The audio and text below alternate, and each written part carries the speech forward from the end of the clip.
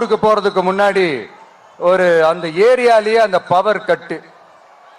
அப்புறம் நான் திருச்சிக்கு போய் நான் பேச ஆரம்பிச்சதுக்கு அப்புறம் அந்த ஸ்பீக்கருக்கு போற அந்த வயரு கட்டு. இல்ல நான் தெரியாம தான் கேட்கிறேன் சிஎம் சார். ஃபார் எக்ஸாம்பிள், இதாவது பரவாயில்லைங்க, இதை தாண்டி ஒரு ரூல் ஒன்று போட்டாங்க.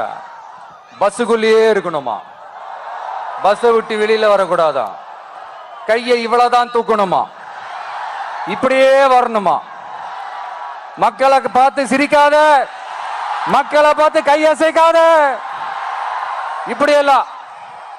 ஐயோ ஐயோ ஐயோ, நானும் என்னவோ ஏதோ நினைச்சேங்க. செம்ம காமெடியா இருக்குங்க. I'm just enjoying like anything.